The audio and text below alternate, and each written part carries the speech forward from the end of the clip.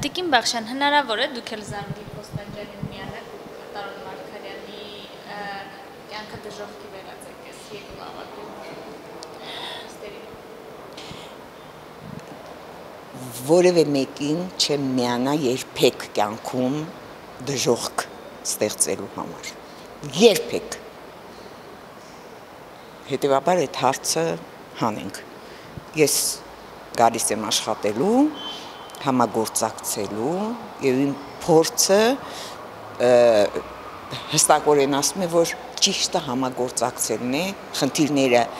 օրենքի շրջանակում բարձրաձայնելը եւ դրանց լուծումը պահանջելը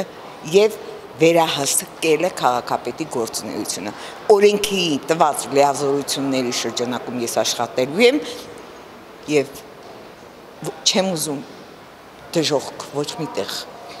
Տիկին Բախշյան, այ ինչ դասեր քաղացիք երկրորդ գումարման ավականուց, որոնք պետք է արդեն օգտագործեք երրորդի ժամանակ, այսինքն ինչ խնդիրներ են, որոնք ձեզ պետք է հաջորդ անգամ լուծվեն։ Այո, լուրջ դասեր քաղել եմ, մենք քիչ էինք այս ավականու բանը, հաջորդում 14 հոգի ենք եւ այդ ներգրավվածությունը բազմականակ լինելը օգնելու է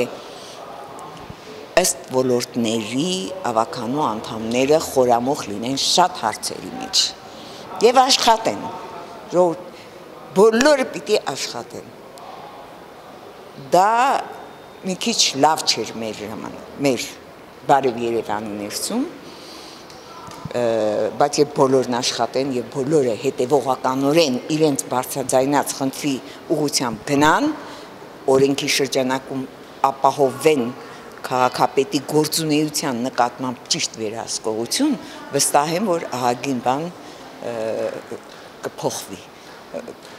Նոր մեթոդներ, հմտություններ եմ ձեռք բերել, որոնք պիտի օգտագործեմ։ Հարց ու պատասխանների հետ կապված էիք ասում, որ դրանք մշտապես հանգում են, հա։ Ուրեմն հարց ու պատասխանները քաղաքապետարանը չի սիրում։ Եվ ամեն կերպ ուզում է դրանք հանել։ Ընդհակառակը մենք հաջորդ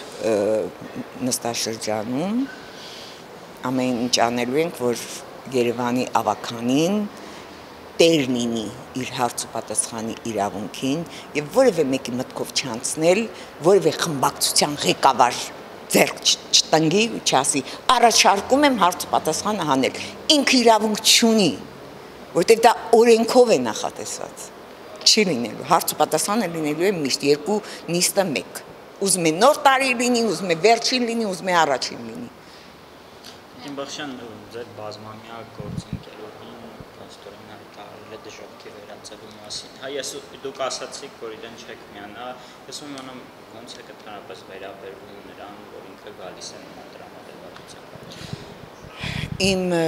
Իմ վերաբերմունքը բացարձակ կապ չունի, նշանակություն չունի, զերո է, որովհետև իրեն ընտրել են 26,000 երևանցի իրեն ձայն է տվել, հետևաբար ինքը, ինչպես ես, այնպես էլ ինքը գալիս է ավականի եւ ես ուրախ եմ, որ ինքը իրենք որոշեցին մանդատները վերցնել,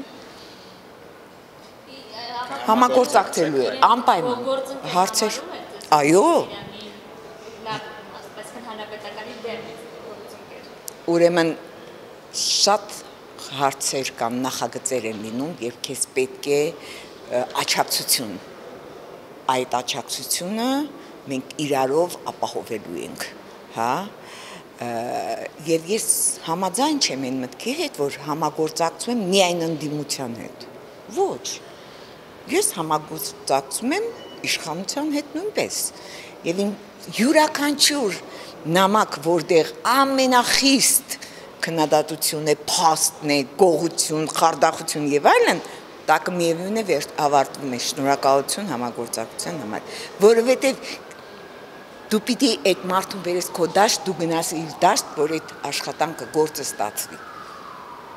Հաջողվի ձեզ Տիկին Բախշյան, ԲՀԿ-ի պարագայում կարծես չհաջողվի։ Չի հաջող, հա, այո։ Ես կարծում եմ, որ Զարուհու հետ կհաջողվի։ Տիկին Բախշյան, մեկ հարցել գործունեությունը վերջին տարիներին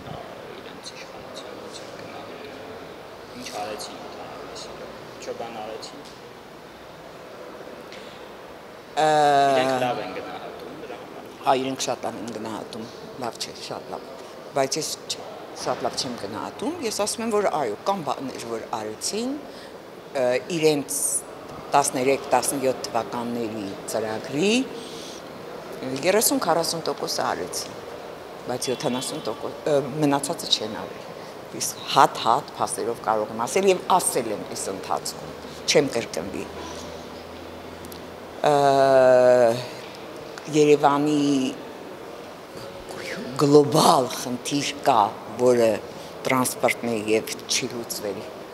եւ դրա լուծումը պետք է տրվի ինչպես ուզեն, վերևիչն են, վարիչն են, պիտի տան այդ լուծումը եւ անկեղծորեն այդ լուծման մեջ երկնել կարող է նպաստել իր երիտասարդ խելացի